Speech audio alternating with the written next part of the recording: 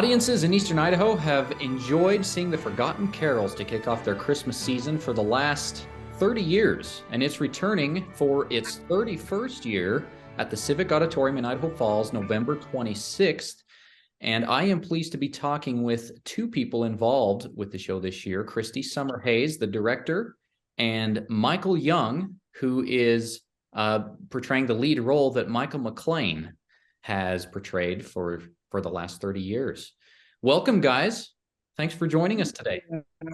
Yeah, thanks for having us. Thank you so much. I want to talk about, first of all, as I mentioned, Michael McLean has created this show 30 years ago. In the very beginning, he played all the parts, and it sort of evolved into this big production that goes on tour every year.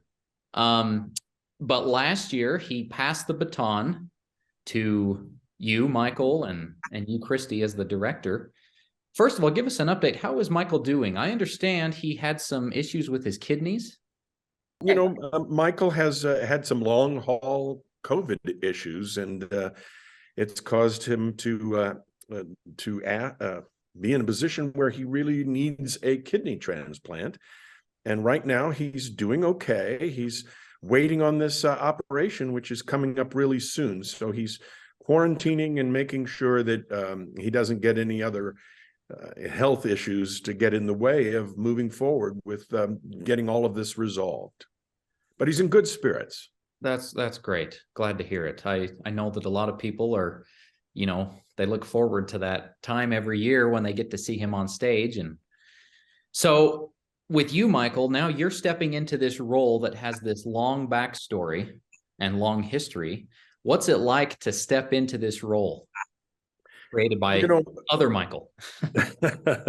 When Michael McLean first wrote the story of Forgotten Carols and the music, we had become friends before that, because a lot of people know that Lynn McLean, Michael's wife, was one of my close friends in high school. So I knew Michael, and he sent me a copy of the story and the music, and I just was blown away. I said, this is a great story and great music. So I've known this character of Uncle John all these years, and I've seen the show many, many times. And so when Michael called me last year and said, I'm not fully at my peak and I don't want to disappoint my audiences, would you come help me and play the role of Uncle John? I said, absolutely, I'll be there.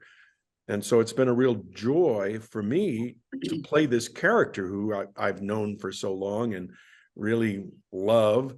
And working with this cast, I've seen them and know them, and so it's a wonderful holiday experience. Christy, question for you.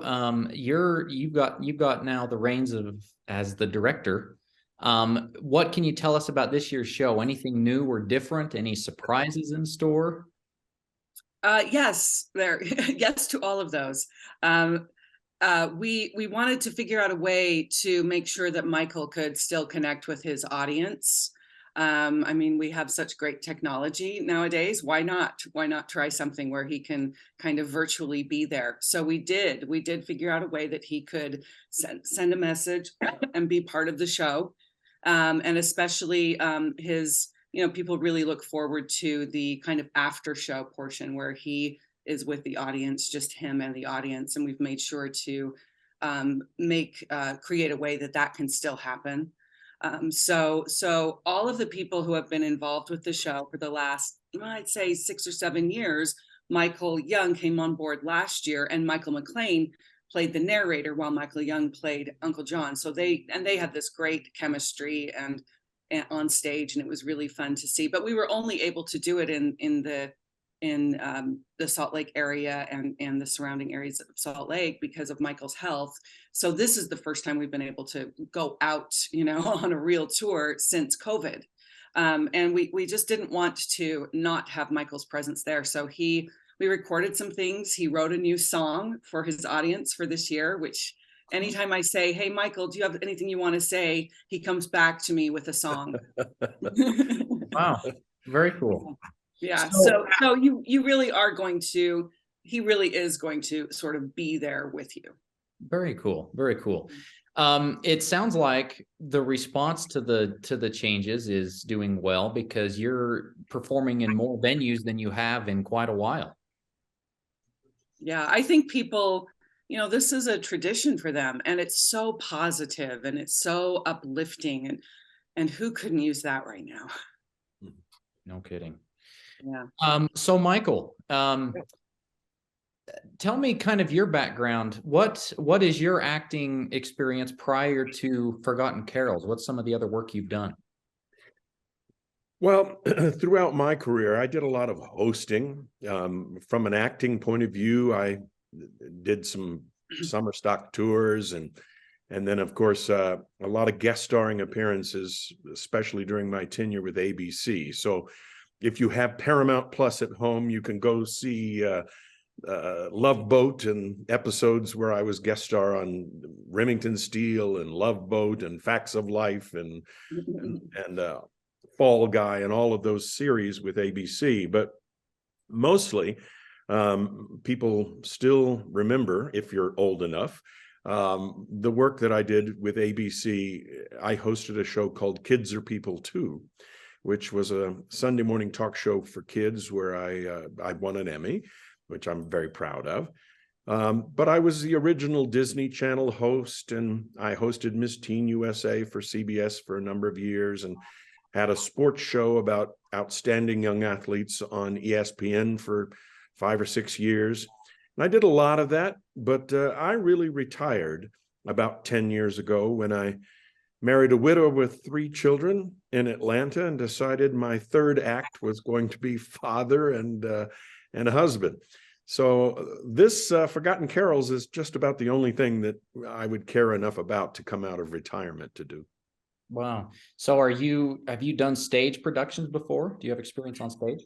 Yeah, there was this company called the Kenley Players that I did every summer for years, and with folks that many of us may not remember anymore, but Bert Convey, and actually on stage, both, if you remember the series Seinfeld, both of the mothers in Seinfeld, I performed with them on stage. Oh, wow. So done a lot of stage work at the beginning of my career before I really became mostly a TV person. Okay. Well, very cool. Yeah. And then Christy, you have been involved behind the scenes with Forgotten Carols as well in previous years. Am I right? Yes, I've been directing the show for about 7 years, and was involved with, directing the movie version and things like that. So, and I have to say, like you asked, is anything new this year? The fun thing about directing the carols is there's always new stuff every year. So it's always a challenge. They always say, okay, we want to try this year. We want to do this. We want to do that. And I get to look at it and always kind of jump into something to solve, and it's fun to be creative with this team. And so that's been and I'm also in the show. So, but I started out in the show. I started out playing Connie Lou's mother and a bunch of other parts. I ran around, changing clothes and running back on stage, things like that. And then I worked with Michael on another one of his projects as a director. And that's when we realized, oh, we work really well together this way. So when they wanted to update the show, that's when I came on board as a director. So, well, and I know from talking to Michael over the years, he loves to change it up once in a while. He loves to. Well, and it's like he needs to give his audiences their tradition, but he doesn't want it to get old and stale, and he always wants to give them something to look forward to and surprises and things like that. He's very good at that, and he kind of can't help it. He's just a super creative guy, and his brain is always going. He wakes up in the middle of the night with new songs, new ideas, all of that. But yeah. I have to say, I'm just after listening to Michael, I just want to say how lucky we are to have him. He is so good in this show. He's a wonderful actor. And I cannot be thankful enough that he was willing to come out of retirement and come join us. And he makes it really magical. So we're really lucky to have him. Wow. Well, I'm curious to see what role he's going to play. Oh, it's wonderful. It's got, he understands this part really well, and he just brings a whole new spirit and life to it that I think people are really going to love.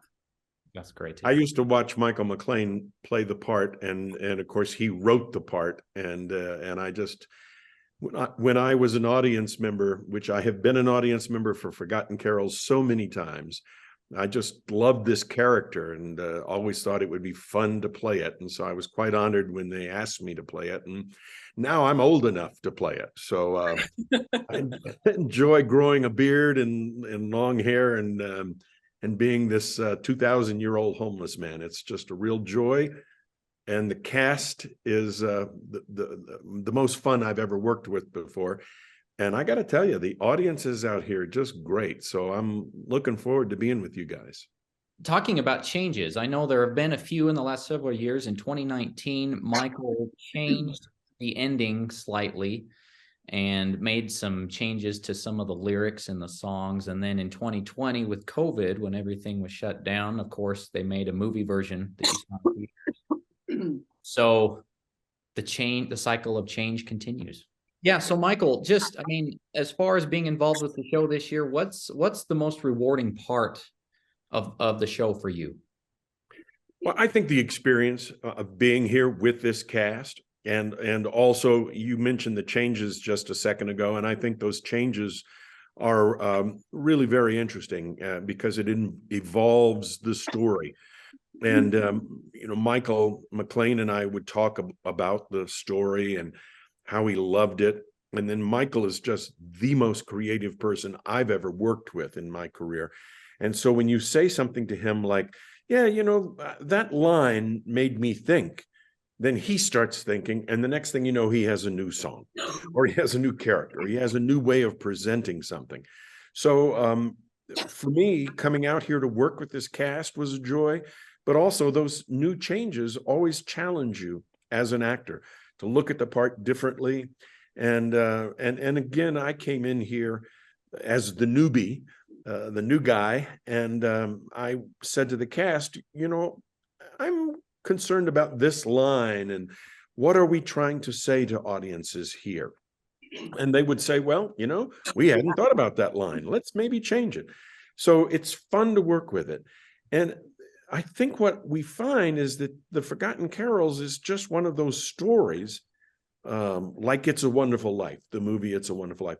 This is one of those stories that just resonates with people. I took someone to see it a number of years ago, 15 years ago. Michael McLean called me and said, I'm in Las Vegas. You're in Los Angeles. Why don't you come see the show? And at the time, I was producing fashion television for Vogue magazine. And the very best fashion videographer in the business lived in Las Vegas. And I called him and I said, I'm coming to Las Vegas and I'm going to see the show. And he went, oh, well, I'll go with you. So he watched the show with me. And at the end of the show, I was on my feet with the rest of the audience applauding.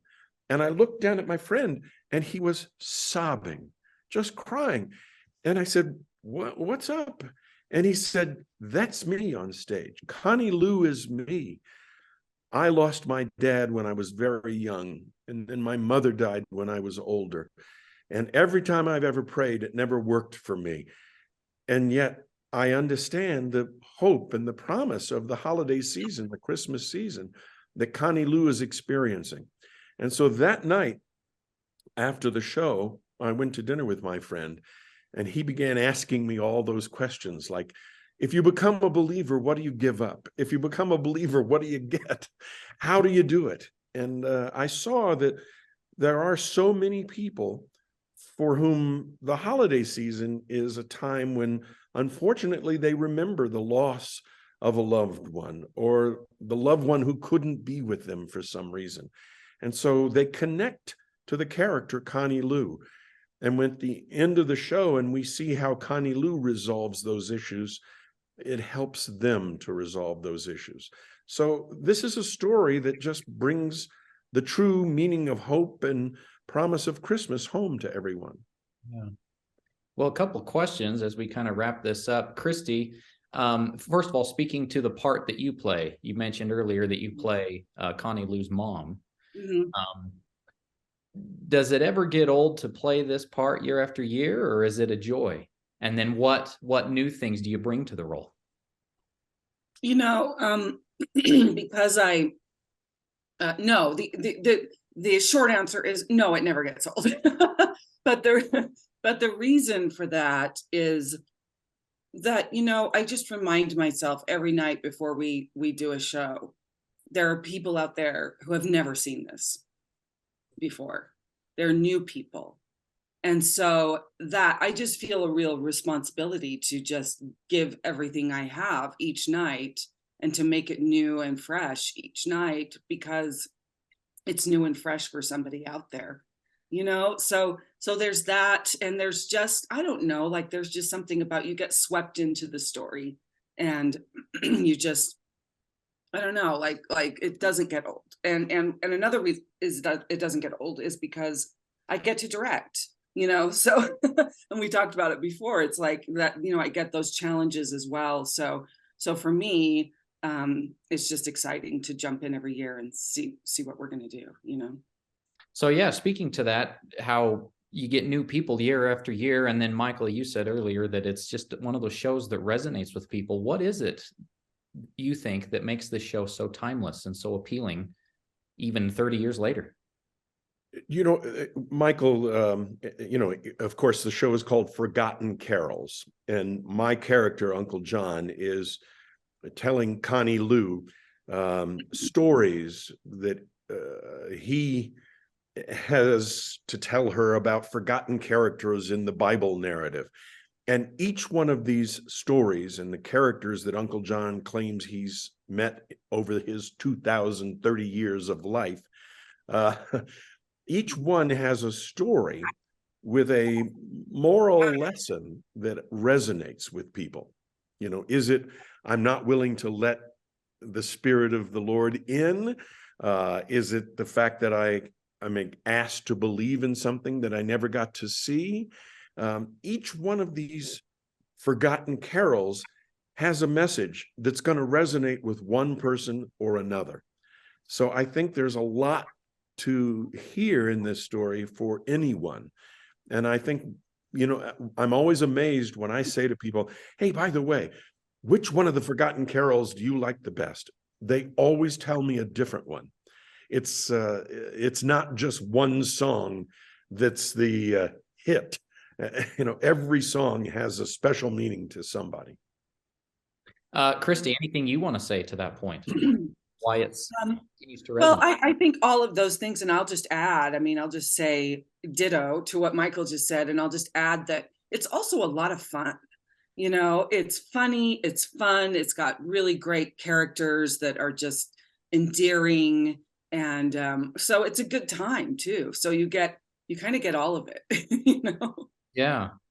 Well, I'm eager to see this. It's, you know, as it is with a lot of people, it's a tradition for me too. We'll remind people who are watching again. It'll be in Idaho Falls, November 26th, and I believe the show is at 7 o'clock at the Civic. It's usually 7:30, but I would double check on that. Yeah. Okay. Yeah. Thrilled to talk to both of you. As we wrap this up, anything else you guys would like to add about this year's production? I'll add the one thing that Christy said. For me, I love the fact that the character that I'm playing has some beautiful stories to tell, heartwarming and inspirational, but he's also a little bit crazy and a little bit off. He's that crazy uncle. And so I get to play him with a lot of great laughs and a lot of fun. Yeah, it's a lot of fun. We would love to see you there.